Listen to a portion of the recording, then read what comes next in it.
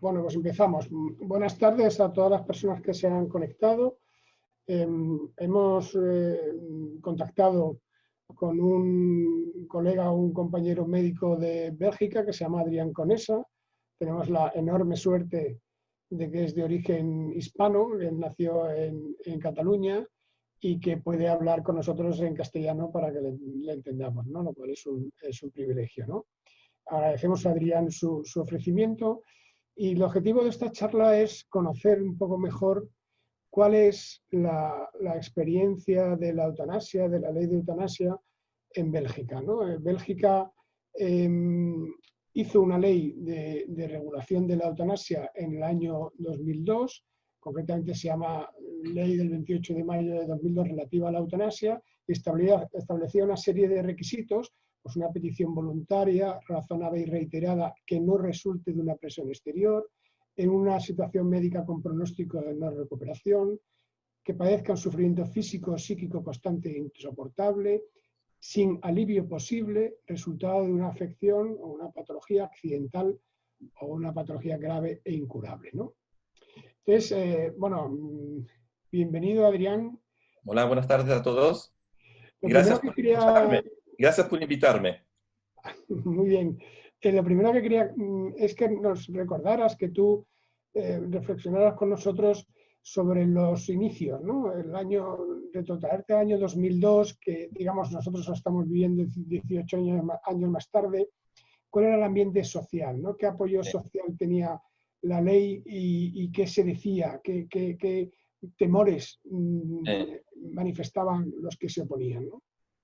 La ley ha sido votada en 2002, como lo has dicho, pero hacía ya años que estaban discutiendo las comisiones en el Parlamento. Desde los años 90 hasta 96 han interrogado especialistas de bioética y habían querido votar la ley mucho antes que 2002, pero había siempre una barrera de los partidos conservadores. En aquella época el gobierno era tendencia católico y siempre ponían frenos a esa ley, hasta que finalmente en 2002 el contexto social pudo llegar hasta un consenso y votar la ley. Pero hasta entonces estaba muy frenada por los medios católicos y conservadores. Y en 2002 se votó esa ley, pero conjuntamente con otras dos leyes. Eran tres leyes que fueron votadas juntas. La de los cuidados paliativos, que organizaban los cuidados paliativos, la de los derechos del paciente y la de la despenalización de la eutanasia sobre condiciones. Era un paquete de tres leyes. Y eso era porque los partidos católicos insistieron para que los cuidados paliativos fueran al mismo tiempo protegidos igual que la despenalización de la eutanasia. Uh-huh. Y un poco, ahora que hablas de los partidos católicos, del papel que jugaron las religiones, ya sabemos que las religiones, las tres grandes religiones monoteístas, desaprueban la eutanasia, lo consideran algo que se debe evitar por encima de todo, ¿no? Porque la vida no te pertenece, en fin, ellos tienen esas creencias y son totalmente respetables. Ya entonces ellos hablaban de que iba a ser un gran abuso de los vulnerables, de las personas con discapacidad, de los pobres, Claro, etc. temía mucho que esa ley eh, hiciera que la gente discapacitada, la gente precaria, los enfermos, los ancianos, fueran matados, entre comillas, porque la ley hubiera permitido. Pero eso no se ha observado en nada. Desde la que la ley existe, no hay más muertes de ancianos que antes. Y la ley está muy bien hecha, que protege a ese tipo de gente. Y además, de mi propia experiencia, lo que he constatado es que la gente que pide eutanasia no son gente precarizada, no son gente generalmente con condiciones económicas flojas, son gente más bien económicamente altas, intelectuales, gente con experiencia de vida que han sido muy independientes, muy autónomos y que siguen viviendo como independientes y quieren morir como han vivido siempre, sin depender de nadie y sin estar frenados por cualquier convicción que ellos no comparten. Y es totalmente, no ha ocurrido nada de eso. Otra cosa que temían los oponentes era que la ley fuera una especie de manera de vaciar los cuidados paliativos. Y los cuidados paliativos, al contrario, desde entonces los cuidados paliativos se desarrollan al mismo tiempo que la ley ha aumentado la cantidad de gente que recurre a ella. Los cuidados paliativos se han desarrollado igualmente. Y hay unos servicios muy competentes aquí en Bélgica y en Bruselas, donde uno de ellos trabajé yo durante 5 años. Y los cuidados paliativos son muy avanzados. Y los equipos que trabajan en estos servicios son muy investidos, implicados en su profesión, porque para trabajar en un servicio de cuidados paliativos se necesita una capacidad de empatía, una capacidad de adaptarse al ritmo del enfermo que toda la gente no posee. Y los cuidados paliativos se desarrollan igualmente. Un estudio que se hizo aquí, un estudio en la Universidad Libre Flamenca de Bruselas, y que demostró claramente que los cuidados paliativos no bajan desde que la ley que despenaliza la eutanasia existe. Entonces es un argumento que es totalmente falso para los oponentes. Sí, bueno, aquí tenemos un poco el problema, la peculiaridad de que en los cuidados paliativos hay bastante gente muy conservadora que, bueno, está utilizando la eutanasia con 2 fines que no tienen relación con la ley. Una es reivindicarse. Ellos quieren que se reconozca una especialidad, lo cual, bueno, pues es discutible, es un tema que no tiene relación con esto. Y luego, por sus creencias personales, pues tratar de imponer sus creencias diciendo que con cuidados paliativos no hay demandas de eutanasia, algo que en Bélgica se ha demostrado que no es así. No es así, no. Hay gente que prefiere prolongar la fin de vida en cuidados paliativos, y es su derecho, es respetable. Y algunas personas que empiezan los cuidados paliativos terminan por pedir la eutanasia. No todos. O sea, unas personas prefieren terminar la vida normalmente en el servicio de cuidados paliativos, mismo con una sedación terminal, muchas veces, al final de la vida. Pero otros que llegan al final de la vida piden finalmente una eutanasia. Y hay servicios de cuidados paliativos todavía en Bélgica que están en hospitales de tendencia católica. Y muchas veces ellos todavía siguen frenando esa evolución hacia la eutanasia al final de los cuidados paliativos. Depende de los hospitales. Los hospitales progresistas no hacen ninguna barrera, no ponen ningún impedimento, pero hay hospitales que sí, y que ponen comités de ética, que no es legal, porque normalmente nadie puede oponerse a la solicitud de eutanasia, nadie. Y un hospital en sí no puede oponerse, es una cuestión individual, no es una cuestión institucional. Una institución no puede obligar a los médicos que trabajan en ella a no practicar la eutanasia si la solicitud está correctamente hecha y si el paciente respeta los criterios de la ley. Sí. Mismo aquí, 18 años después, todavía hay servicios donde es un poco complicado de obtener la eutanasia. O sea, todavía despierta cierto rechazo en algunos sectores, ¿no? Sí. Pero, ¿En Bélgica hay objeción de conciencia? ¿Los médicos objetan o simplemente dicen no lo hago? No, la ley dice que el médico no está obligado de acceder a la solicitud si por convicciones propias, filosóficas, no puede practicar ese acto.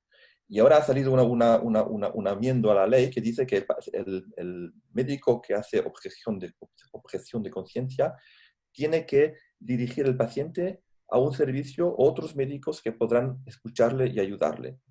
Y nadie está obligado de participar, ni mismo los farmacéuticos están obligados de deliberar los medicamentos para la eutanasia. A veces es poco complicado encontrar los medicamentos. Las que hice yo a domicilio, a veces tuve que hacer 3 farmacias antes de encontrar los medicamentos que me hacían falta. Porque los farmacéuticos no dicen que no están de acuerdo, dicen, no tengo producto, no puedo tenerlo. Y siempre eso puede yo eso no lo hago. Yo eso sí, porque pero finalmente siempre se encuentran. Gano poco, no me interesa. Porque la ley belga dice que el médico tiene que ir a buscar los medicamentos él mismo a la farmacia, cuando se practica a domicilio. En el hospital es diferente, pero a domicilio, en las residencias de ancianos, es el médico que tiene él mismo a buscar los fármacos. Ujú. Una cosa, Adrián, y he estado mirando las cifras, entonces se ve claramente como en los primeros 5 años pues no hay más de 500 fallecimientos al año, a partir del 10.º año pues 700, 800, en 2012 1.400, es decir que se duplica cada 4 años más o menos, luego ya se estabiliza a partir de 2015, 2022, 2028, 2.300 hasta el 19, que ha habido un aumento de 2.600, un 12% más respecto al 18, ¿no? ¿Por qué por qué este cambio en las cifras? ¿Porque la gente cambia su forma de ver la vida o porque la gente conoce? Sí, porque al principio la gente no conocía la existencia de la ley. Al principio la gente no sabía que podía pedir la eutanasia. Y poco a poco fueron conociendo la existencia de la ley y los médicos tampoco lo sabían. Muchos médicos ignoraban que existía esa ley. Y poco a poco hemos ido informando y la gente, pues, conociendo la ley, ha pedido cada vez más la eutanasia. Y llegamos a unos años, en 2017, creo, 18, que llegamos a un punto, un plató, la curva estaba aplanada, ¿eh? Y pensábamos que llegábamos a una capacidad máxima de eutanasia, que eran más o menos 200 por mes. Y el año pasado, este año han aumentado, el año pasado aumentó un poquito más, 12% de más que el año precedente. Entonces, pensamos que llegamos más o menos al total de la gente que pueden pedir la eutanasia, que ronda alrededor 200, 250 por mes O actualmente. sea que al día siguiente de que se apruebe la ley de eutanasia en España, todavía queda mucho trabajo por hacer. Sí, hay mucho trabajo y continúa el trabajo. Además, aquí en Bélgica, 18 años después, la Comisión de Control de la Eutanasia continúa haciendo folletos, informes, campañas de publicidad, por publicidad no, pero libros para los médicos y para los pacientes, para que sepan que existe la ley, porque todavía hay mucha ignorancia, mismo 18 años después. Y muchos médicos eh, que se confrontan a la solicitud de eutanasia no saben muy bien cómo practicarla todavía aquí en Bélgica. Y esto tenemos un papel de educación todavía muy importante, por eso se han desarrollado los grupos que aquí se llaman EOL, como End of Life, EOL, End of Life, Ujú. que son un agrupamiento de médicos como yo, benévolos prácticamente, formados de la eutanasia, y que podemos apoyar a los médicos jóvenes o menos jóvenes que no saben cómo practicar, que no conocen bien la ley. Entonces nos contactan y nosotros podemos asesorarles y acompañarles en el acto. Claro, porque en España pasará igual. La forma de contar que una persona tiene una experiencia de sufrimiento eh, físico o psíquico constante o insoportable en un documento de 4 líneas, en un informe que tú tienes que remitir a la comisión, pues tampoco es fácil. No, Eso hay que aprenderlo, ¿no? sí. Pero aquí el control es diferente de la ley española, ¿eh? El control se hace a posteriori. Ujú. Hacemos el acto y después tenemos que rellenar un formulario, una declaración de eutanasia, tiene 5 o 6 páginas. Una parte es anónima, otra parte es nominativa. Y esa declaración eh, se tiene que enviar a la Comisión de Control y de Evaluación de la Eutanasia 4 días después. Y entonces la comisión se reúne cada mes, una vez por mes, ¿no? Y se abren todas las declaraciones que hemos leído anticipativamente en casa, tenemos que leerla. Yo hice parte durante 5 años de la comisión, entonces recibimos las declaraciones, las leemos en casa tranquilamente y después nos reunimos cada mes. Y miramos si está todo en orden. Entonces, la parte que no es nominativa, que es anónima, contiene los padecimientos, los sufrimientos, el diagnóstico, la fecha, la manera de practicar, una serie de informaciones. Y si todo está en orden, no abrimos la carta, la parte nominativa, y no Ujú. hay ningún problema. Si hay alguna pregunta que tenemos que hacer al médico que ha practicado la eutanasia, abrimos la parte nominativa y le escribimos o le telefonamos para pedir más información.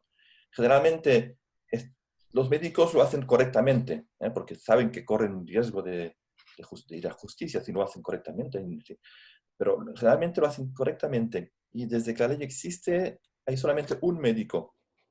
Cuando yo hice parte de la comisión, además, que hizo una eutanasia fuera de las normas y que fue transmitido a la justicia. La fiscalía, que como dicen en España, se ocupa de su caso. Un médico. Hubieron otros juicios que las familias intentaron a los médicos, pero realmente esos juicios No no fueron para adelante, no fueron progresaron. para adelante porque la familia no puede oponerse a la Ujú. solicitud. Si todo estaba en orden, el paciente es el único que puede decidir. Pero le digo, un caso en 18 años que fue transmitido a la fiscalía. Una cosa, Adrián, ¿qué les enseñáis a los médicos en On of Life, en esos cursos? Tenemos curso de la ley primero, lo explican bien la ley. Después en un año, son 5 o 6 fines de semana, hacemos unos seminarios o cursos sobre la ley, sobre la manera de practicar, que es una manera aconsejada. La ley no exige que utilicemos tal fármaco, pero hay una forma de proceder que es aconsejada. Ujú. Tenemos curso de filosofía, de derecho, es muy ancho, de casos vividos, tenemos de casos y de problemas que hemos encontrado y está muy bien organizada. Muy bien. Y una cosa, en tu opinión, ¿no? O en tu experiencia, bueno, el paciente tipo, lo dicen los informes de la comisión, pues el 62% en el año pasado tenían tumores, el 99% de estas personas con cáncer tenían un pronóstico de muerte a corto plazo, un 17,9% patologías múltiples, más del 70% tenían más de 80 años y la mayoría no se esperaba, es el típico anciano pluripatológico con una mala calidad de vida, ¿no? Y luego está ese 1,1% de trastornos psiquiátricos y un 1% de trastornos cognitivos que luego hablaremos Mm. fundamentalmente por Alzheimer, ¿no? Aparte de esta descripción, ¿por qué morir? ¿Por qué te dice la gente que quiere morir? Generalmente lo que expresan es que el sufrimiento es intolerable. Y lo que más viene, lo que tenemos que escribir en la declaración de la eutanasia, tenemos que describir todos la, lo que, lo que el paciente resiente, el por qué pide la eutanasia. Entonces, lo que sobresale más a menudo es la pérdida de autonomía, la pérdida la dependencia total para las actividades de la vida cotidiana, los dolores, evidentemente. Mismo con tratamientos muy modernos y muy eficaces, no llegamos siempre a aliviar los sufrimientos y los padecimientos. Y las ganas de morir dignamente, dignamente, antes de entrar en un círculo de degradación física y de pérdida de su conocimiento, poder dejar una imagen íntegra a la familia. Son gente, como le dije antes, que ha vivido toda la vida con mucha independencia y mucha autonomía y mucha dignidad, y que no quieren morir diferentemente de la manera que han vivido. Han vivido libres, quieren morir libres. Ujú. Eso es Y lo que a más a ti, menudo. si tus pacientes cuando te lo piden, ¿te sorprenden o tú ya lo esperas porque ya les conoces desde hace tiempo? Pues depende. Algunos pacientes que yo acompañé, porque durante 35 años tuve una consulta de medicina general aquí en casa, al mismo tiempo que trabajaba al hospital. Y los pacientes que yo acompañé hasta el final eran pacientes que conocí a veces de muchos años, 20, 30 años, y al final yo pienso que un médico tiene que acompañar al paciente hasta el final de la vida si él lo pide. Ujú. Y con esa gente la conocía yo y ya sabía, habíamos hablado antes de todo esa cuestión. Y cuando llegamos al momento de que se descubre una enfermedad gravísima y que el paciente entra en un sufrimiento terminal y que me pide de ayudarle, pues yo le ayudo, porque para mí el acto de eutanasia es como un tratamiento.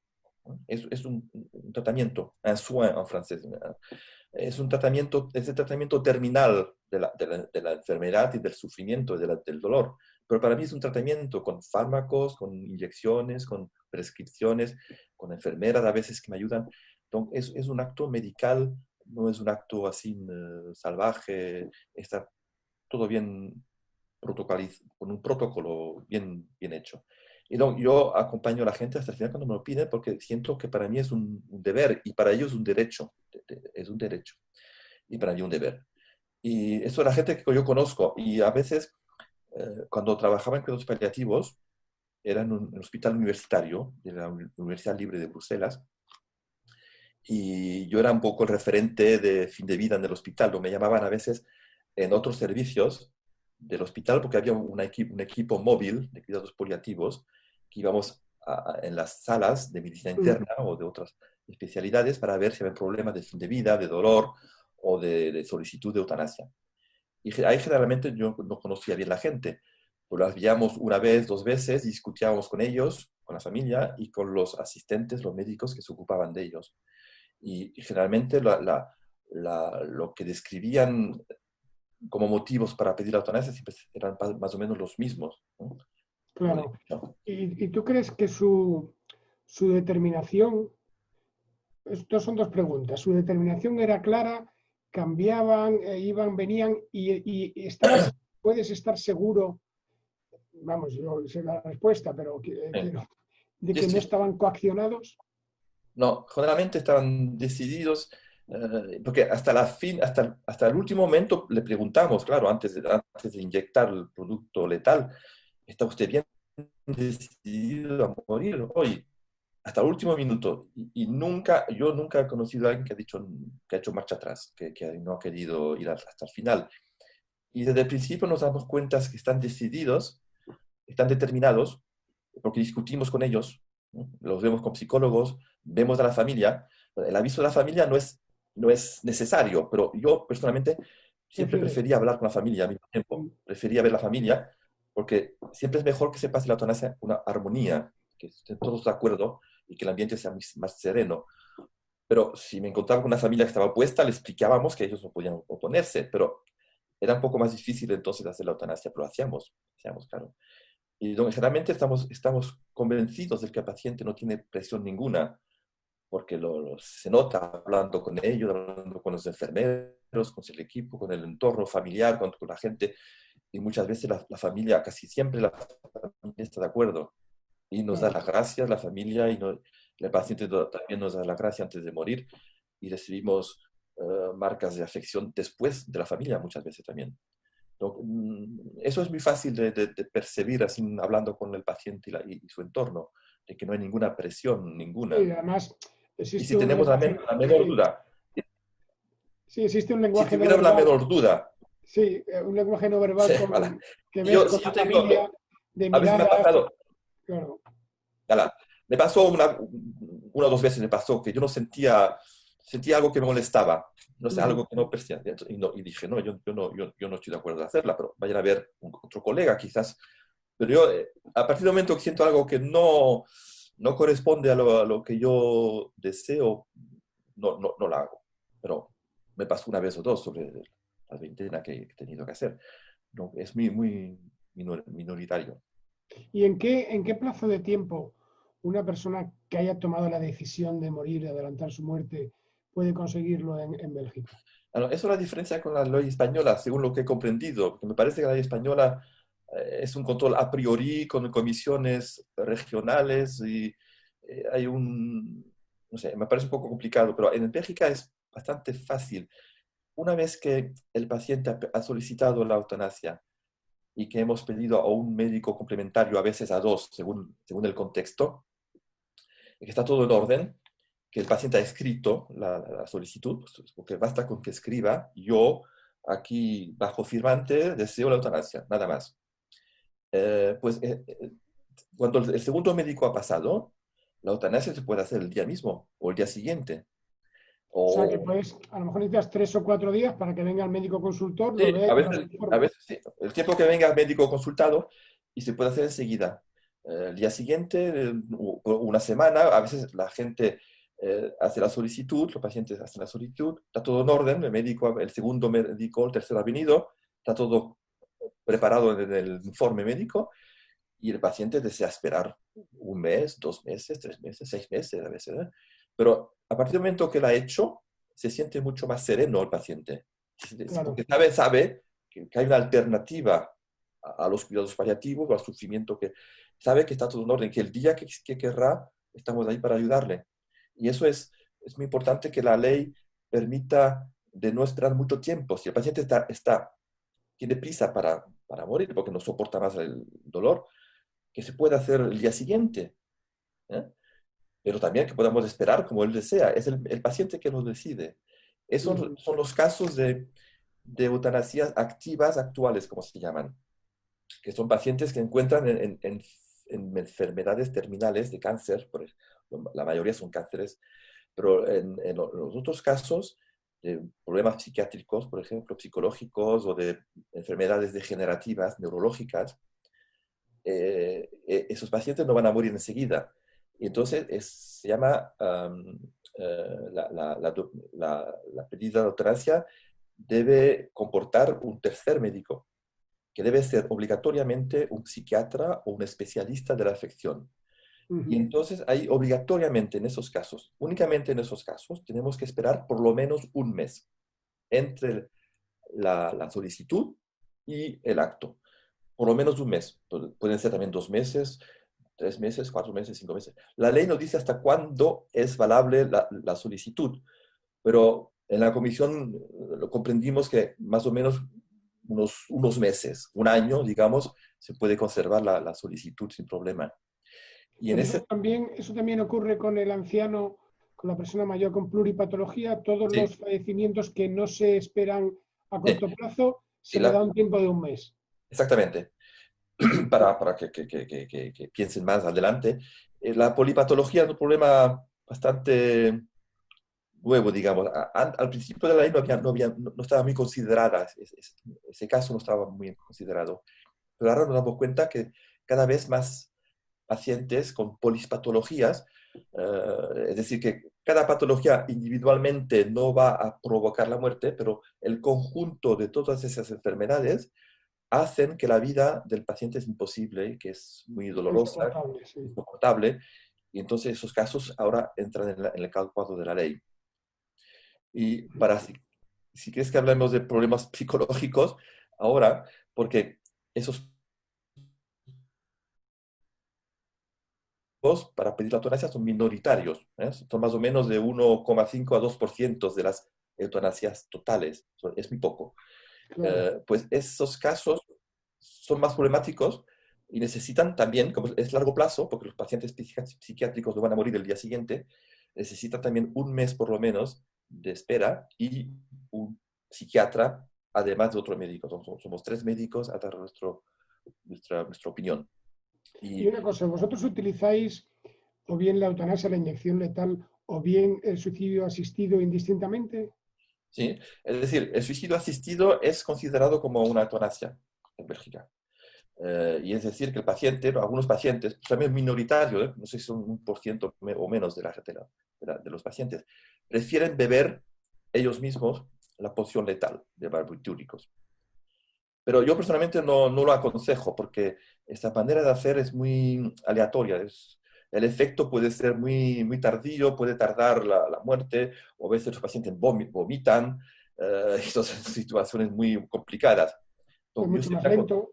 como lento. Yo siempre aconsejo de Sí, poner una vía intravenosa y inyectar por intravenosa, ¿no? sí, muchas veces hay juristas, expertos en bioética, que hacen como una gran diferenciación entre el suicidio asistido y la eutanasia, porque un acto es transitivo, el otro no, el médico es el que pone la inyección y digo, es que esa no es la discusión, es que es mucho mejor, tú no vas a urgencias y te dan un nolotil, un metamizol y esperan, te ponen una vía para que la medicación actúe de una forma rápida. Claro, Entonces no tiene sentido tomárselo, lo que importa es la toma de decisiones, las garantías previas antes de claro. tomar esa decisión. No quien empuja el émbolo, es absurdo. Y para colmo, ya el rizo ya es En Suiza hay una persona que inventó una máquina que es, te ponen una vía intravenosa conectada a un aparato electrónico, un ordenador, y tú guiñas así 2 veces y si 2 veces te pregunta varias veces, ¿quieres morir? Sí. Otra vez sí, 2 veces. Pues se va a iniciar la infusión, sí. Y es una máquina la que Sí, empuja. Ahí no está la diferencia entre el bien y el mal. Es absurdo sí, completamente. Creo absurdo. que la discusión es otra, que cada persona debe elegir en caso de que bueno, es una persona muy peculiar, ¿no? Me lo bebo yo, bueno, pero es lo que tú dices, desde un punto de vista técnico, desde un punto de vista médico, es mucho mejor intravenoso, o sea, porque es mucho más seguro, ¿no? Sí, porque el paciente se va durmiendo poco a poco y la familia está alrededor de él, se tiene la mano, muchas veces se acarician y el paciente se duerme poco a poco, Mm. profundamente, y después con los barbitúricos se para el corazón y la respiración y se muere en 10 minutos, pero de manera muy serena, muy suave, muy calma y muy, muy, muy confortable, muy Sí, digna. es una muerte Digna, muy gozosa, que parece digna. como contradictorio, ¿no? ¿Cómo se puede gozar de la muerte? Bueno, porque te vas quedando dormida, dormida, dormida, Mm. dejas de respirar, dejas de latir y tu cuerpo se ha parado, ¿no? Además, Y mucha gente de alrededor del paciente, o médicos que lo han hecho por la primera vez conmigo, que tienen miedo de que el acto sea un poco agresivo, un poco... Se dan cuenta de que es tan suave y dicen, yo no pensaba que era así. Y la familia también. Dicen, doctor, yo no pensaba que era tan calma, tan sereno, tan bonito finalmente ese acto. Y finalmente pierde el miedo de enfrentarse a la muerte como así, como la eutanasia. claro. Y Mm. a nivel personal, cuando llegas a casa después de haber practicado una eutanasia, ¿sientes mucha carga? Personalmente, la carga la siento en el momento mismo. Bueno, carga, es decir, se siente evidentemente tristeza porque se ve la gente llorando, el paciente que va a morir. Siempre es un momento triste de ver a alguien perder la vida, ¿eh? Es algo. Pero al mismo tiempo, yo, como he dicho antes, me protejo yo mismo diciendo que es un tratamiento que le doy. El tratamiento que él me ha pedido, claro, que él ha pedido y que nadie le ha impuesto. Porque antes de hacer eso le informamos de todas las alternativas. Y finalmente, cuando llego a casa, la descarga ha desaparecido. Y porque finalmente, después del acto, discutimos con las familias y sentimos muchos sentimientos, mucha emoción, pero lo más que sobresale es esa sensación de cariño de la familia, la serenidad, el amor, el descanso de la familia y del paciente, que por fin descansa. Y la familia también, la paz, la armonía de la familia, como decía. Para mí es importante sentir una armonía. Sí, Y luego el agradecimiento el agradecimiento de esto viene después. enorme de la familia por haber facilitado una muerte en paz, ¿no? Sí, y los pacientes antes de morir muchas veces dicen, doctor, gracias, gracias por liberarme de mis sufrimientos. Y es algo, bueno, yo la carga la siento en el momento mismo, que son momentos, El momento de hacerlo. Y, pero y tú crees, porque hay una teoría, bueno, ya sabemos que hay argumentos de todo tipo, la mayoría no tienen ningún sentido y proceden de un prejuicio, de un gran desconocimiento de lo que es en realidad la muerte asistida, ¿no? ¿Tú crees que en Bélgica ha cambiado la profesión médica después de la regulación de la eutanasia? bueno, la profesión médica depende. Hay médicos que están abiertos a la problemática de la eutanasia, ¿eh? Que están abiertos y que acompañan hasta el final.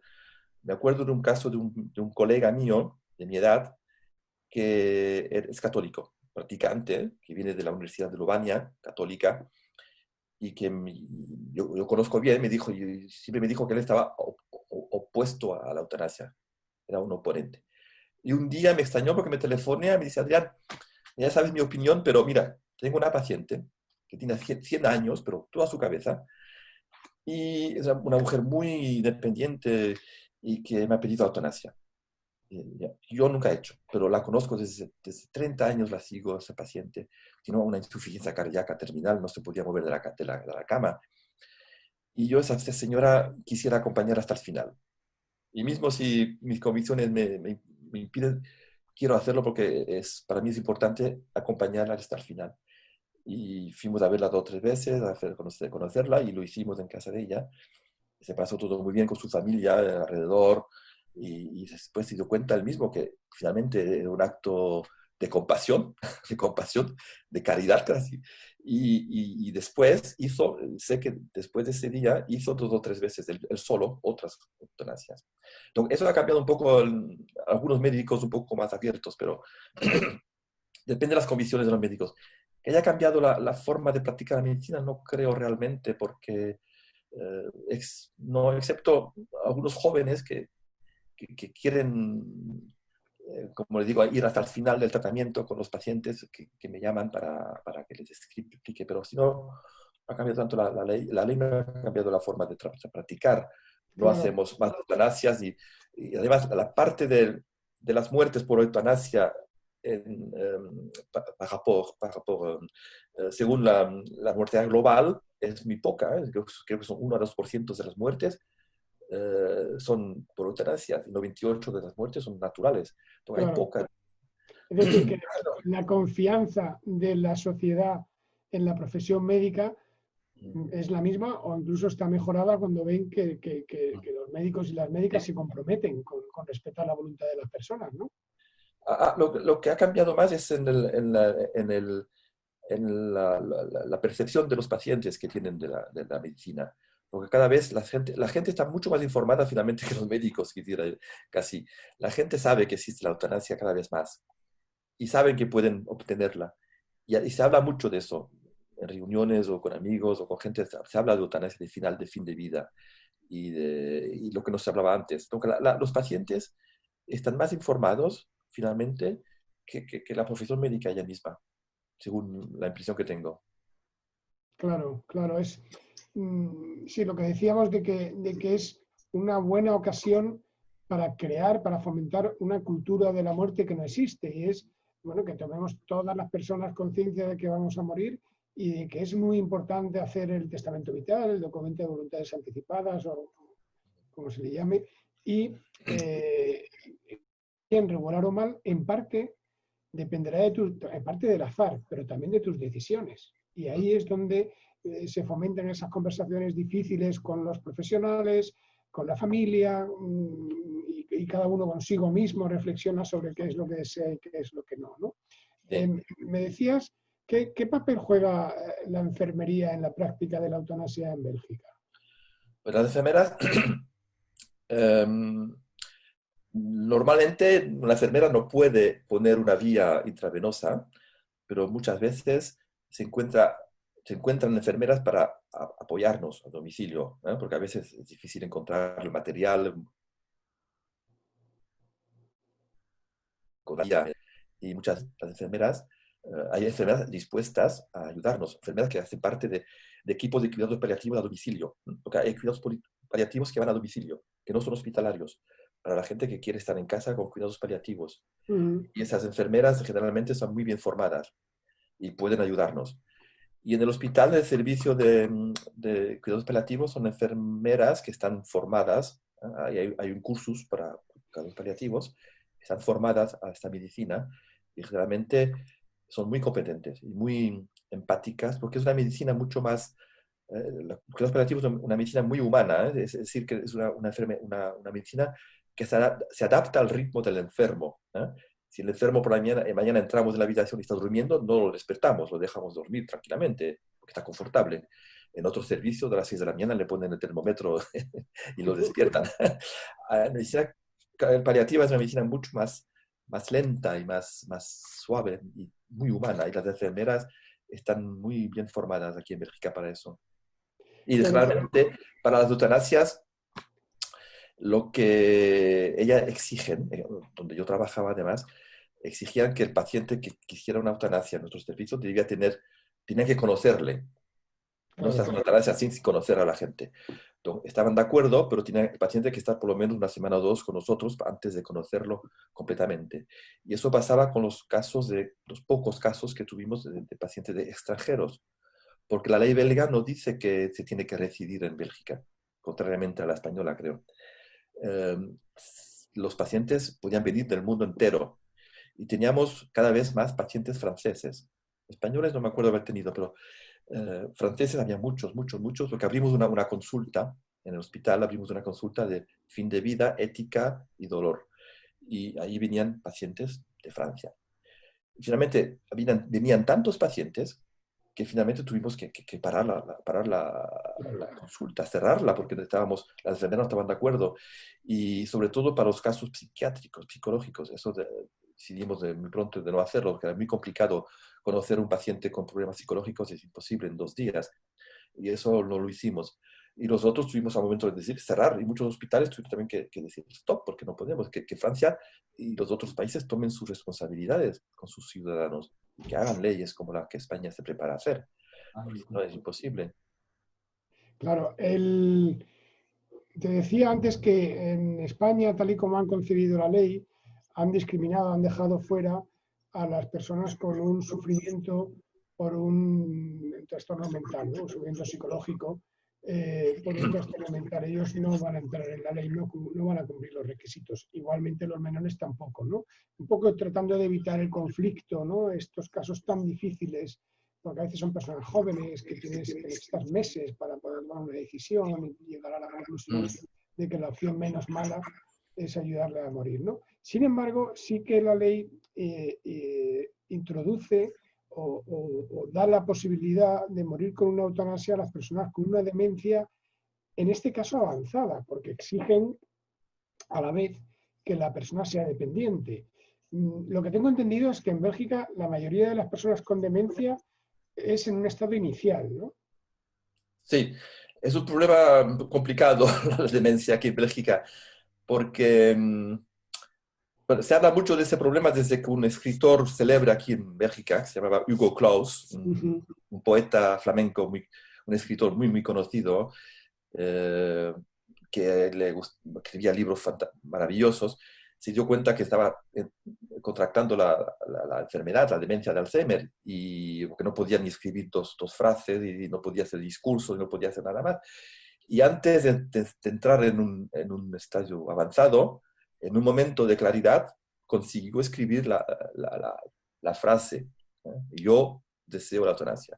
Porque el problema es que en Bélgica la eutanasia se practica, una condición principal es que el paciente lo escriba o lo haga escribir, pero que exprese su solicitud. Y entonces los dementes, cuando están muy avanzados, ya son incapaces de expresar la solicitud de eutanasia. Entonces, algunos consiguen, al principio de la enfermedad, de la evolución, en un momento de claridad, de lucidez, en un momento pueden expresar y entonces lo escriben o lo hacen escribir y esos pueden beneficiar. Pero cuando la enfermedad está muy avanzada, es imposible. La ley no lo permite actualmente. Actualmente no permite. Mismo Ni con siquiera, directivas anticipadas, mismo con un papel diciendo que en el caso de no se puede. Es un problema muy conflictivo por el momento. claro, porque en el fondo lo que nosotros le planteábamos a los políticos, a los partidos que han presentado la proposición, es que no obligaran, entre comillas, como única opción posible, a las personas que son diagnosticadas con una demencia degenerativa tipo Alzheimer y están en un estadio leve, que son conscientes de lo que les pasa y sobre todo del futuro que les espera, que no nos obligaran a morir antes de lo que les gustaría por miedo a perder el control, que les aseguraran esa muerte voluntaria, ¿no? Cuando ellos decidieran, ¿no? Entonces, esto se ha recogido, sin embargo, se ha excluido la demencia leve. Entonces, bueno, hemos ganado en una parte, pero hemos perdido en otra, ¿no? Porque claro, con una demencia grave, cuando la persona no sabe cómo se llama, no sabe que está enferma, bueno, esa persona no quiere morir, tampoco quiere vivir, simplemente está, porque realmente lo que es la persona ha desaparecido, queda ese ser humano, lo que quede, y es complejo, ¿no?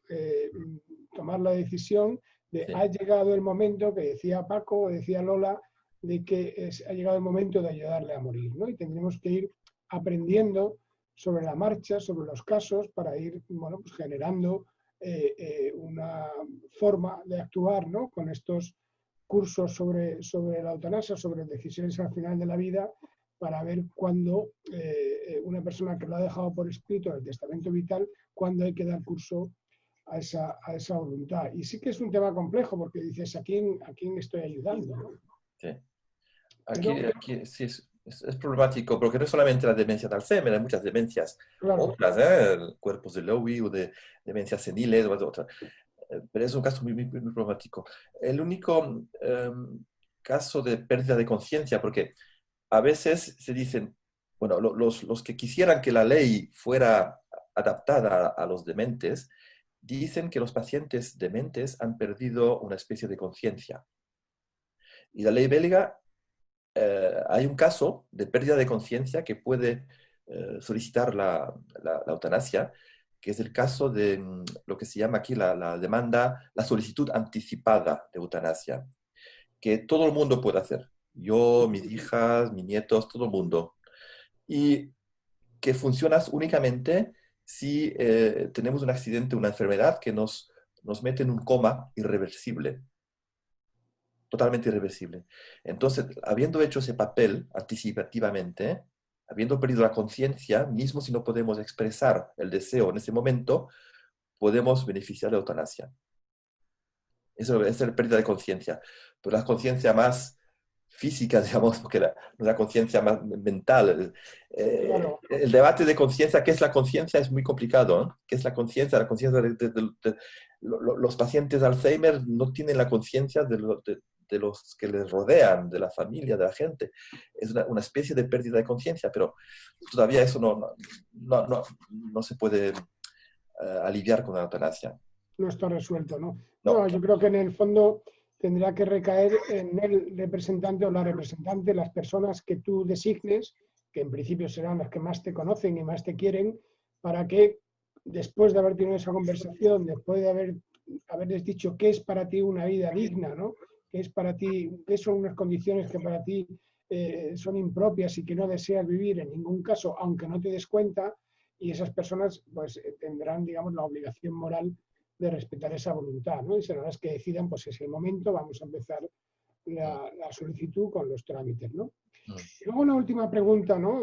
Porque ya sabes que la famosa pendiente resbaladiza o deslizante, que es un invento muy sugerente, pero completamente falso, ¿no? Porque, bueno, alguien ha decidido que si se regula la eutanasia de una manera irremediable va a conducir al homicidio, ¿no? De personas sin su consentimiento, de personas vulnerables, de ancianos, de pobres, en esta pendiente así que no existe esa pendiente directamente. Más bien es todo lo contrario. Si acaso la eutanasia es una escalada o una escalera que hay que subir con mucho esfuerzo, madurando peldaño a peldaño, y ahí está un poco la diferencia de que tú hablabas entre las personas mayores o muy mayores con pluripatología, que al principio eran muy poquitas, ahora llegan al 18% o así, y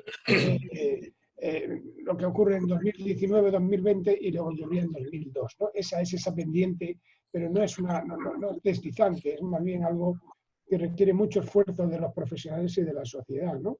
mm. ¿Cuál es tu percepción? ¿Tú crees que ha habido abusos? No creo, porque la mayoría de los eutanasias son gente de entre 60 y 80 años, los tres cuartos son esa edad, y no se nota un aumento, hay un aumento muy progresivo, pero no significativo.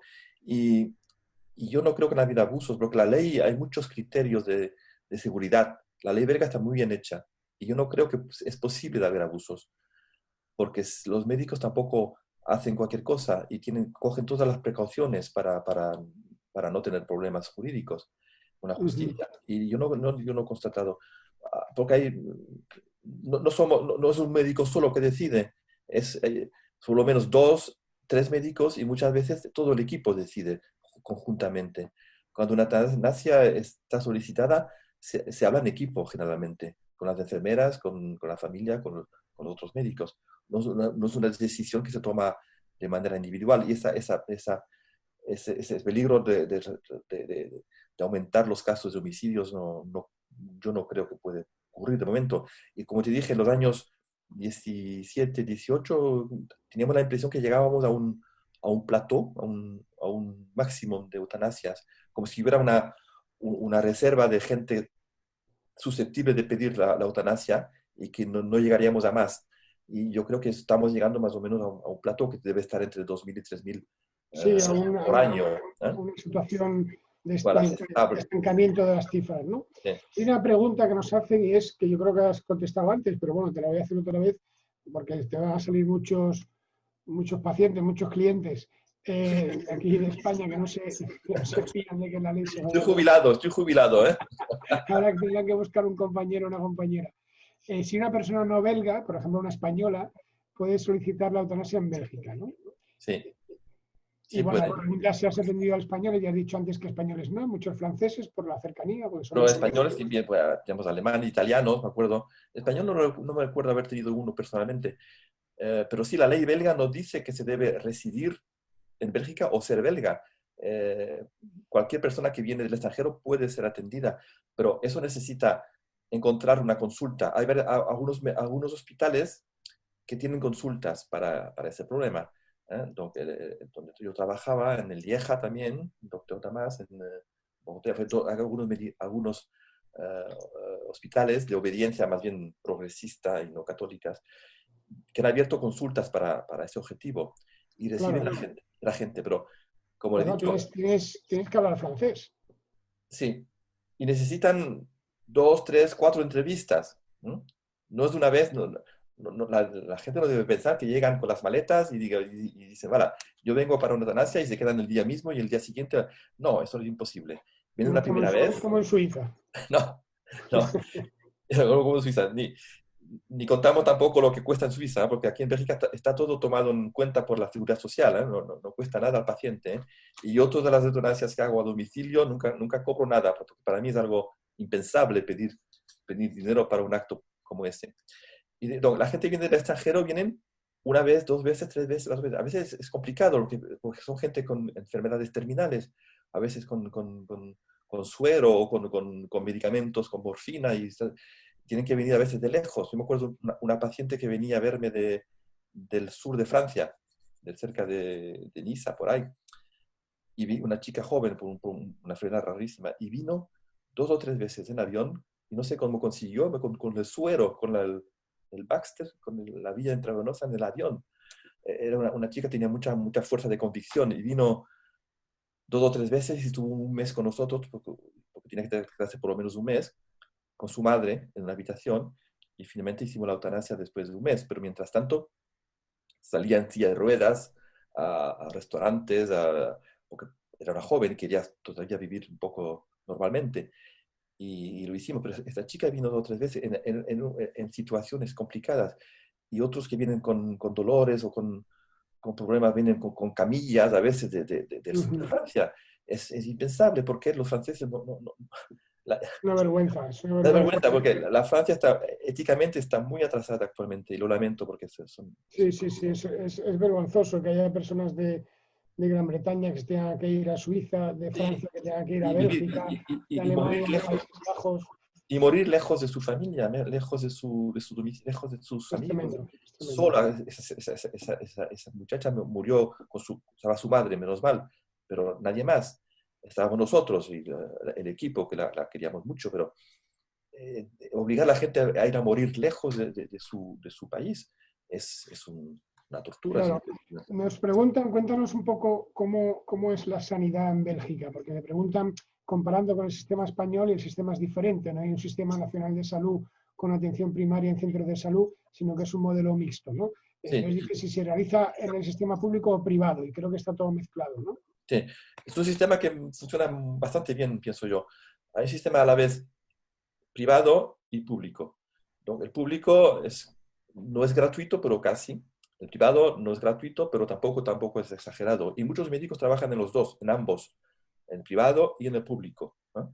Eh, y además hay mucha libertad aquí, porque creo que en España te obligan a tener un médico en tu barrio, creo, o algo así, ¿no? Te ponen... Aquí en Bélgica hay mucha libertad. Puedes escoger el médico que quieras. Si vivo en Bruselas, puedo irme a hacerme curar a Lieja o Amberes, no hay ningún problema. Hay mucha libertad de escoger el médico que quieras, puedes cambiar de médico como quieres, y además los exámenes eh, especializados técnicos se obtienen rápidamente. Cuando es importante, telefoneamos directamente para un escáner o cualquier cosa y lo obtenemos rápidamente. Ujú. Y hay un sistema, yo creo que mismo en los servicios de medicina pública, los pacientes están atendidos como si fueran al privado. No hacen diferencia. Y te digo, muchos médicos trabajan en ambos sitios, además. En ambos sistemas, sí. Voilà. Y, Entonces, es un servicio, yo creo que está muy bien organizado y funciona bastante bien. Bueno, sí, ahora sí. con la COVID hay un poco de problemas, pero si no, va a funcionar bien. ¿Y en las facultades de medicina se habla de la eutanasia? Ahora, hace unos años han puesto un curso, pero unas pocas horas. Desgraciadamente no bastante, pero creo que en el tercer máster, último año, hay un curso sobre el fin de vida, que son 6 o 8 horas solamente, sobre los problemas éticos de fin de vida, la eutanasia, la sedación, cuidados paliativos, todo lo que rodea el final de vida. Hace poco están en el curso universitario, sí. Ajá. Luego nos preguntan cómo se organizan las comisiones de control. ¿Cuántas hay? ¿Quién elige los miembros? La comisión se reúne cada mes, como te dije, una vez por mes. Y está compuesta de 16 miembros. 8 son médicos. 4 de médicos deben ser profesores de universidad. Eh, Hay también 4 personas que trabajan en servicios de cuidados paliativos, o psicólogos, enfermeras, que trabajan en el entorno del fin de vida, y 4 personas más que deben ser juristas, abogados o profesores de universidad en Derecho. Y esa es Y estatal, es para estatal, es todos una los comisión federal, es una comisión federal. federal para las 3 regiones del país, región Ujú. flamenca, francófona y alemana.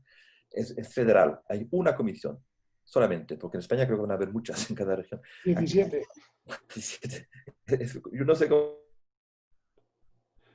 funcionar. Aquí es una federal y están nombrados por el Senado. ¿No? Postulas y el Senado dice, nombra, teniendo en cuenta un poco las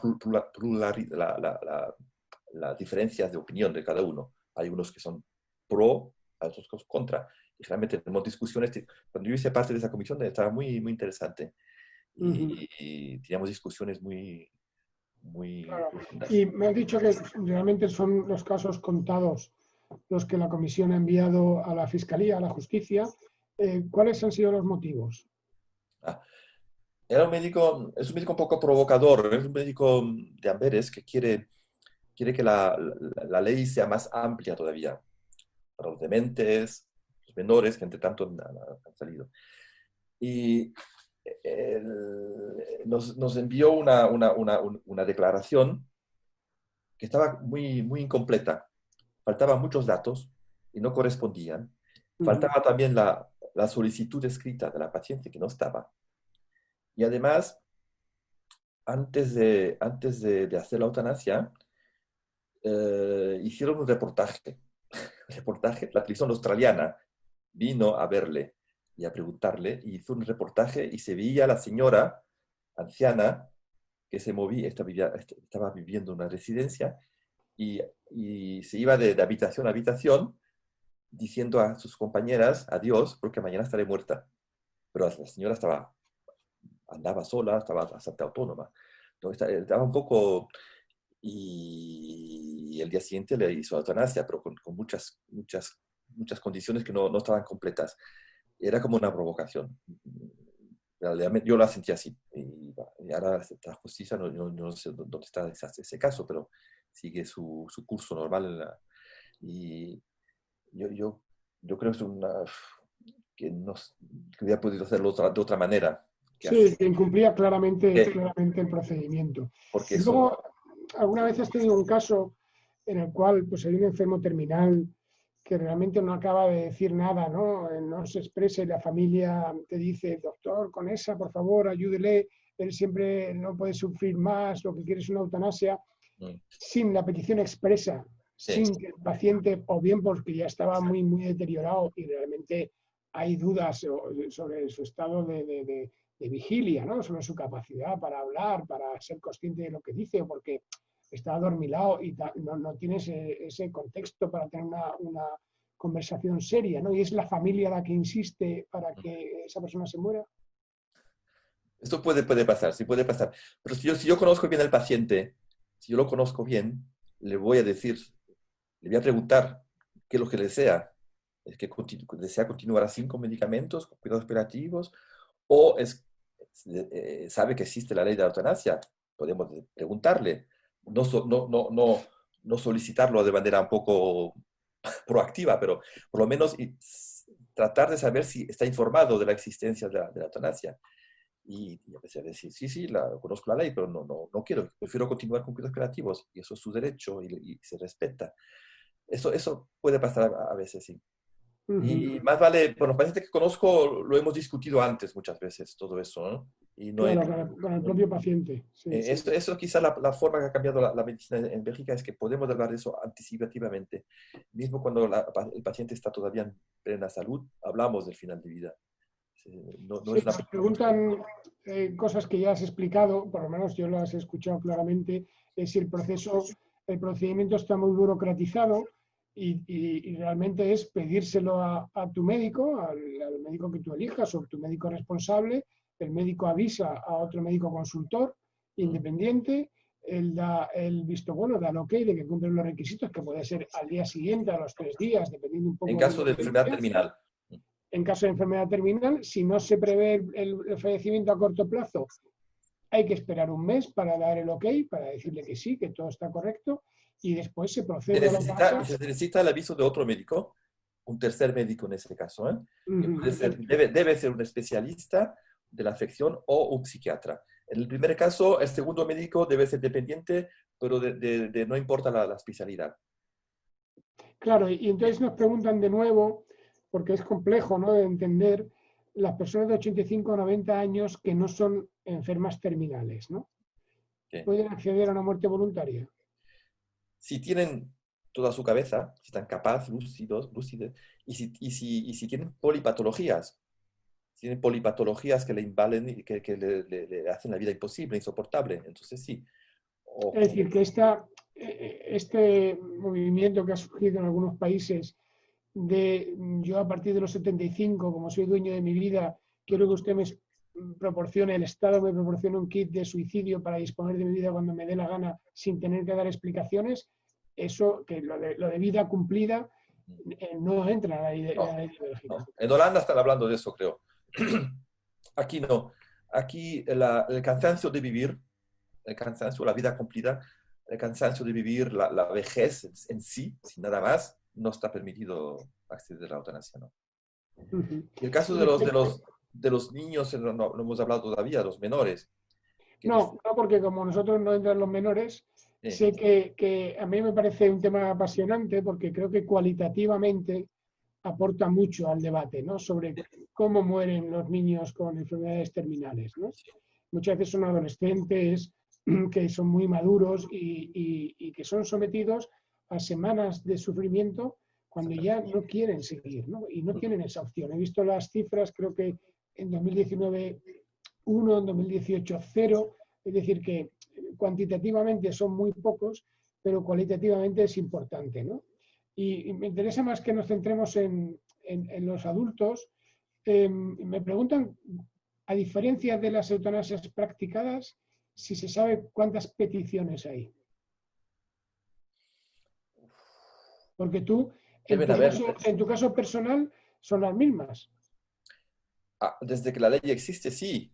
Antes de la ley se practicaban eutanasias en los hospitales, Claro, sí. que no se llamaban eutanasias, pero que lo eran. Desde que la ley existe, yo personalmente las declaro si las hago y no creo que... deben haber eutanasias clandestinas. No me refiero a las que no aparecen declaradas, sino peticiones a las que no se le da un curso, a las que no Pues no se terminan sabe. en la muerte. No creo que estadísticas sobre eso. No hay estadísticas sobre eso. Pero de experiencia personal, por lo que contabas antes de alguna anécdota, es que en algún caso has dicho, yo aquí no participo. Sí, ya a mí me ha ocurrido a lo mejor 2 veces en 18 años, ¿eh? Y Está muy poco. muy poco. Pero ocurre más a menudo, le digo, en hospitales de tendencia católica, cristiana, y ahí muchas veces rechazan y envían a otros hospitales, además. Pero no hay estadísticas sobre eso. No lo creo.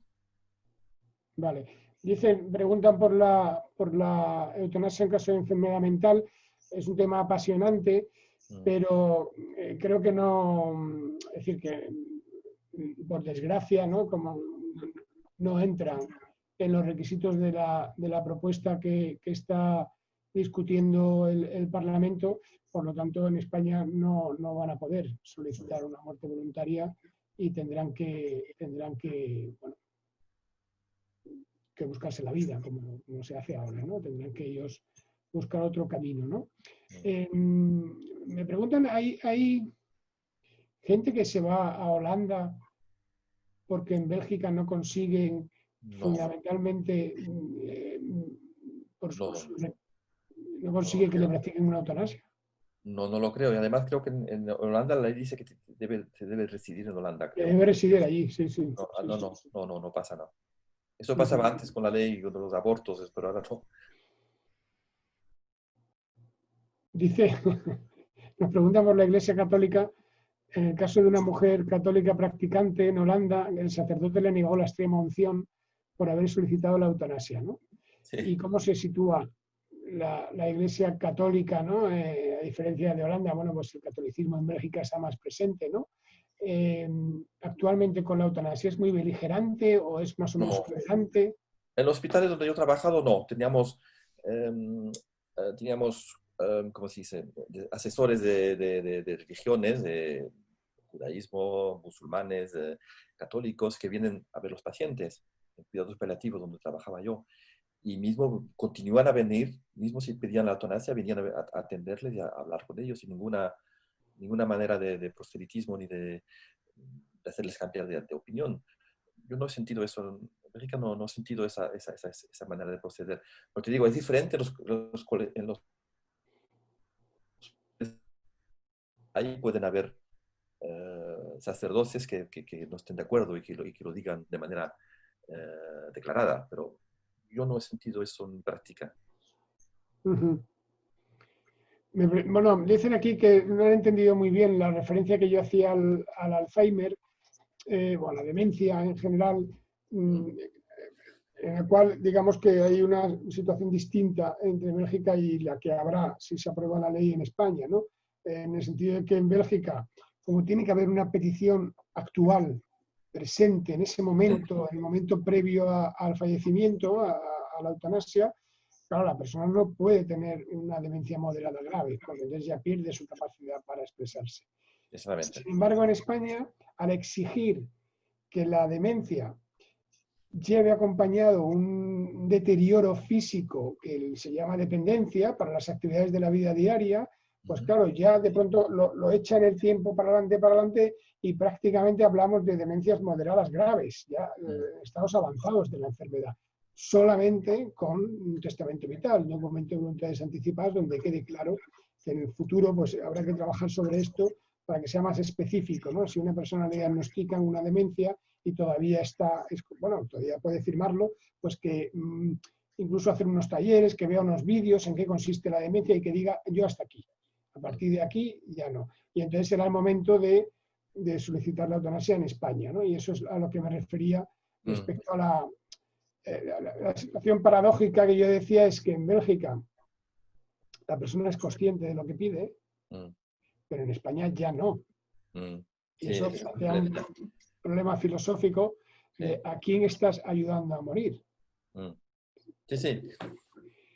Y Es una condición muy importante en Bélgica. El paciente debe escribirlo de manera consciente y pedirlo de manera consciente. Es una especie de garantía de que no se hace algo contra su voluntad. Decía, me gustaría saber si la Comisión Federal, que revisa a posteriori los documentos, revisa los cerca de 1000 casos mensuales que se realizan. 1000 casos no son 200. Son 200 casos mensuales. Sí, 200 casos mensuales. Y muchos de ellos todavía están escritos a la mano, es un trabajo bastante largo. Y los 3 cuartos de declaraciones son en flamenco y un cuarto en francés, porque bueno, los flamencos son más numerosos en Bélgica, ¿eh? Pero son menos numerosos que la proporción de eutanasias. Y no se sabe por qué los flamencos declaran más eutanasias que los francófonos, no se sabe muy bien, ¿eh? Pero yo creo que una impresión que tengo es que los flamencos son más disciplinados y llenan papeles y problemas y declaran lo que tienen que declarar. Y el lado de Valonia, los francófonos, son más, tienen menos ganas de llenar papeles y quizás hagan Sí, todavía sí. eutanasias clandestinas, lo que es completamente ridículo porque corren el peligro siempre de una denuncia y de ser atacados por un... De hecho, leí a propósito de la comisión el último resumen del informe y entonces la comisión se queja de que le faltan medios, de que Ya, claro. necesitan que todas las historias estén informatizadas, que haya una base de datos, pues un poco como en Países Bajos, ¿no? Sí. En Países Bajos, no sé si fue el año pasado, decían que la comisión tenía un presupuesto de 4,5 millones de euros. Mm. Para que luego digan que si esto es para ahorrar dinero, esto no ahorra ni No, un no. solo Yo le voy a decir, euro. cada vez que iba a la reunión, cobraba unos 20 euros, creo. 20 euros por haber leído 200 declaraciones por mes en mi casa y por estar 2 o 3 horas discutiendo con mis colegas. 20 euros. Y Sí, que es un trabajo solamente para, para, vocacional. para, para el tranvía y para... Es, es una cuestión, pero tendría que aumentar un poco más, efectivamente, para motivar los candidatos. Lo que hemos conseguido ahora últimamente era que las declaraciones sean leídas por, hay bien 2 secretarias muy competentes que leían ellas también las declaraciones y hacían una primera selección de los papeles con nosotros. Pero se ha formado un grupo también para tratar de hacer la declaración en forma digital, que esperamos que Ujú, salga un día. ujú. Pero efectivamente faltan medios, faltan medios. Sí, faltan medios. Por eso, cuando dicen se revisan, sí, se revisan todas, entre otras cosas, porque hay que hacer un informe y hay que ponerlos en una cuadrícula todos y cada uno de los casos, ¿no? Entonces, Sí. Y cada 2 años la comisión edita un informe completo de la actividad de 2 años, cada 2 años. Acaba de salir ahora la del año 2018-2019, que se puede sí, conseguir, que la gente puede conseguir, libremente yendo al sitio internet de la Comisión Federal de Control y Evaluación. Lo encontrará muy fácilmente. La gente que habla francés o flamenco lo puede ver. puede ver. Preguntan también cuántas se han realizado en domicilio y veía en la última, el último informe que eran un 45%. Y además va aumentando Sí, año a año. Sí que hay una diferencia con Países Bajos, que parece que tienen más. sí. Y bueno, pues esa es la cifra, ¿no? La Más o mayoría menos es... mitad, mitad, mitad, mitad, pero aumenta la parte de los domicilios, efectivamente. Uh-huh. Antes era más en hospitales y poco a poco el domicilio va aumentando, en las casas de residencia de ancianos también. En Pero más o menos. general, dicen, si el médico es objetor o no quiere participar, lo Mm. advierte al principio. Al Cuando el principio, paciente le dice, yo estoy pensando en una muerte voluntaria.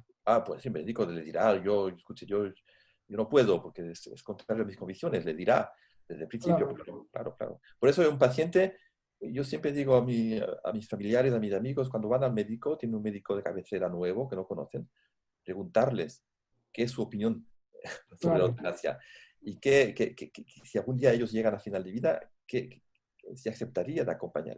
Es muy importante cuando conoces un médico, mismo tanto joven, de saber cuáles son las opiniones de tu médico de cabecera.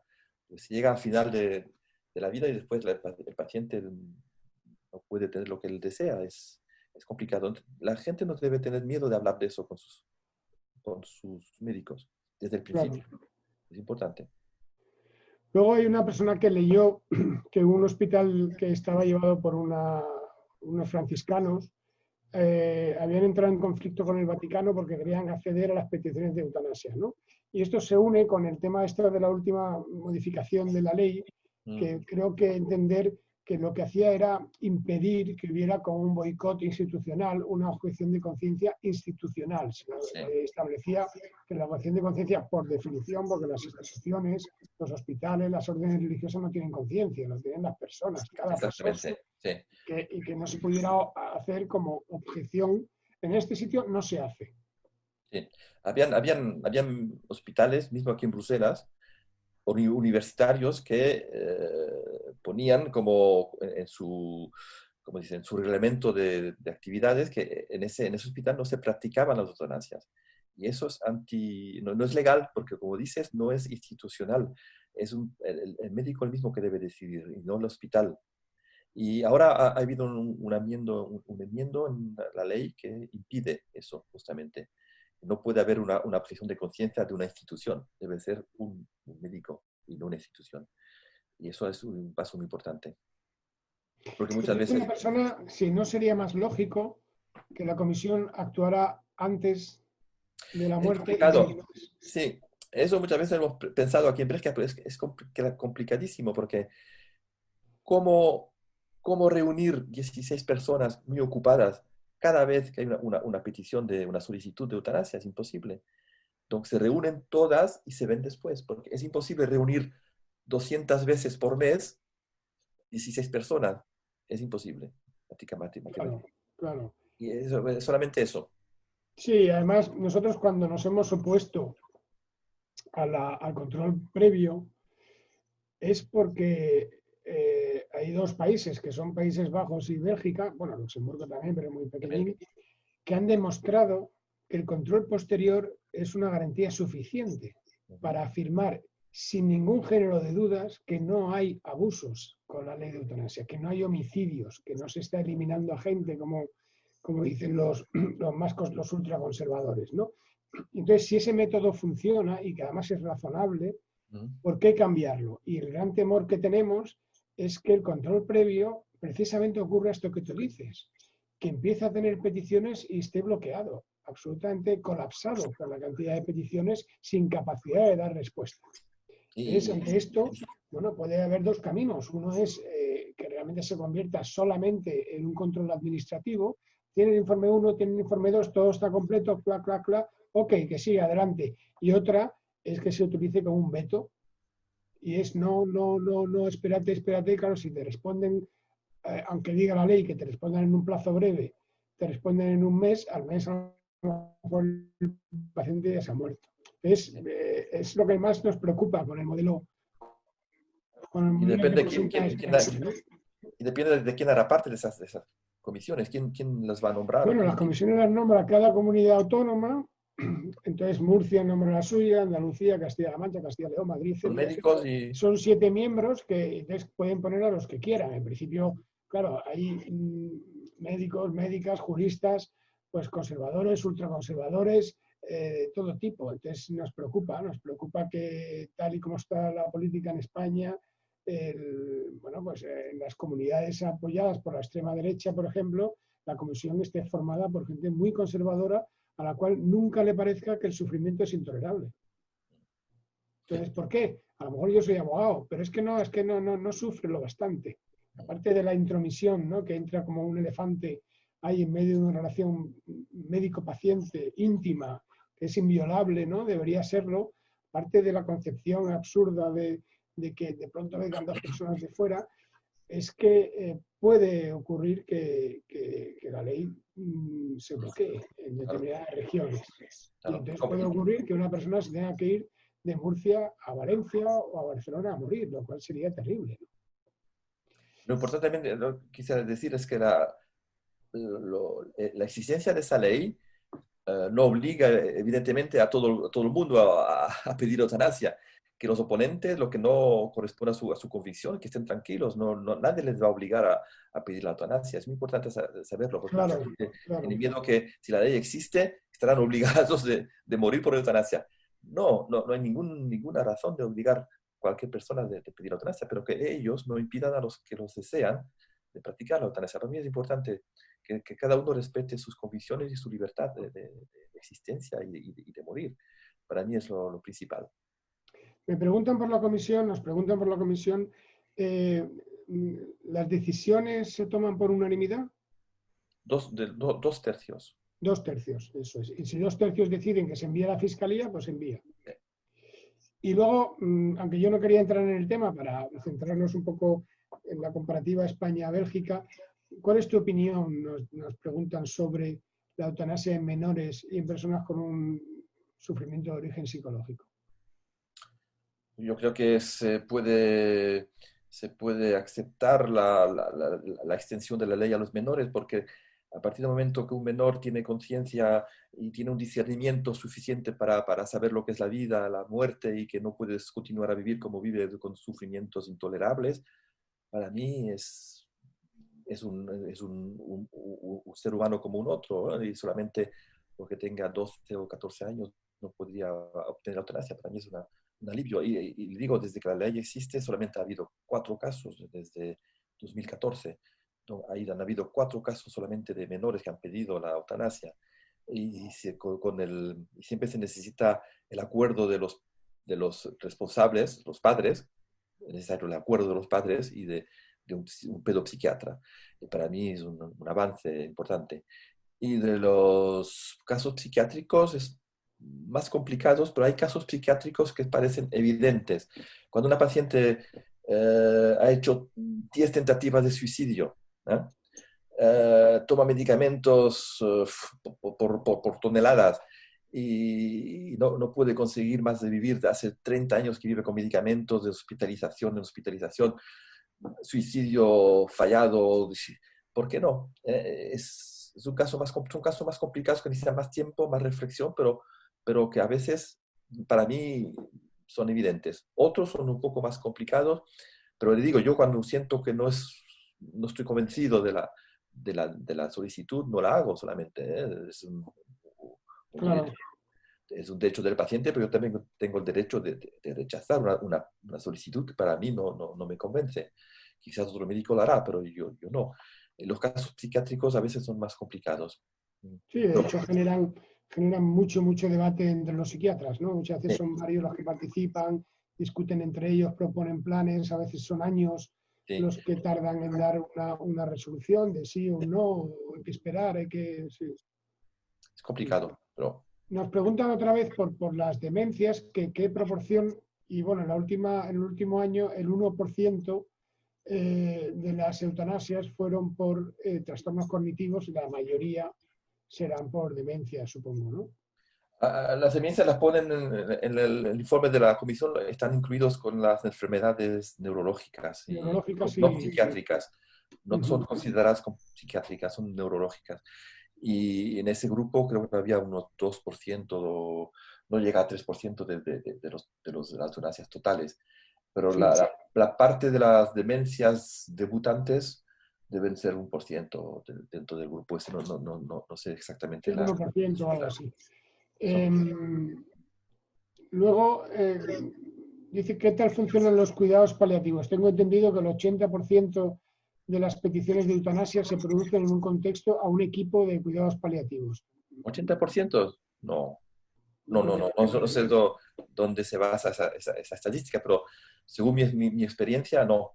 no. Porque la gente que desea entrar en un circuito de cuidados paliativos son diferentes de las que desean una eutanasia. Saben que los que entran en un servicio de cuidado paliativo saben que no es para morir por eutanasia generalmente. Algunos lo pedirán al final, pero una minoría diría yo, porque ellos deciden de morir con medicamentos, con sedación y dejar la vida naturalmente terminarse. Y Sí, son diferentes de los vivir pacientes. todo el tiempo que puedan vivir, sí. Los que piden eutanasia generalmente o no pasan por cuidados paliativos, van directamente de la enfermedad a la eutanasia, porque no quieren ofrecer el espectáculo, como decía antes, a la familia del cuerpo que se degrada, que se estropea, ¿no? De volverse incapaz de estar paralizado en la cama, de estar incontinente, de heces, de orina, y no quieren ofrecer ese espectáculo a la familia, quieren irse antes de que la enfermedad les sumerja, les invade completamente y no sean más presentables, entre comillas. Y entonces son pacientes que tienen una personalidad particular, son mucho más, como digo, independientes y autónomos que los que van con operativos, que son más bien gente que confían con el equipo paliativo, que confían con los psicólogos y quieren continuar a vivir hasta el final lo más posible. Prolonga la agonía sin hasta el final y que a veces llegan a la sedación, porque muchas veces los medicamentos no consiguen aliviar el dolor y terminamos con sedación, con el acuerdo del paciente y de la familia. Además, discutimos dar una sedación terminal, lo que es en Francia es lo único que se puede hacer, pero la sedación terminal se hace muy frecuentemente en cuidados paliativos. No para acelerar la muerte, pero solamente para aliviar los síntomas dolorosos, sabiendo bien que finalmente se llegará a la muerte. Pero el propósito no es de acelerar la muerte. Si el paciente no quiere, no aceleramos nada, pero damos medicamentos para aliviar. Y la morfina no es un medicamento letal. La morfina no mata a la gente. Alivia el dolor, pero no mata a la gente. Y no es una eutanasia.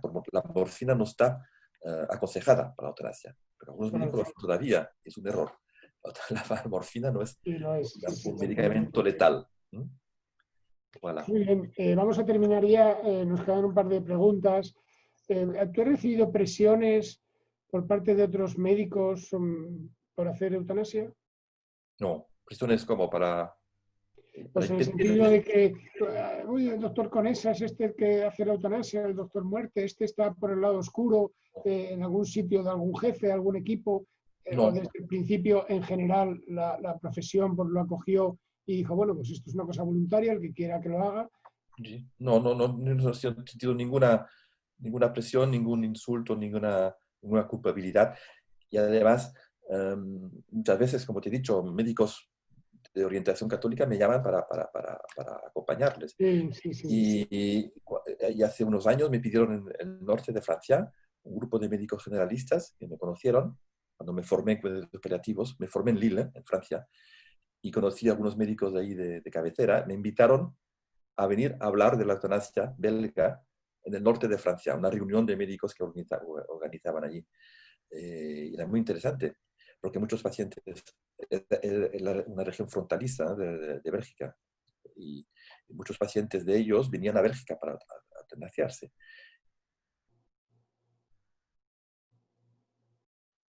Ese procedimiento. Pero los alumnos me invitaron, pero los profesores que tuve en cuidados paliativos en Francia, ellos no querían saber nada de la ley belga, porque ellos decían que en Bélgica hacíamos cualquier cosa, y que había colusión, había acuerdo entre la familia, la farmacia, los médicos para matar. Era increíble en Francia. Los profesores de cuidados paliativos de la Universidad de Lille, porque era el momento del caso de Vincent Lambert, el caso de ese joven que estaba en coma desde 10 años en Reims, y que la familia, los padres no querían desconectar del respirador, y la esposa quería que pararan los cuidados, porque era encarnecimiento.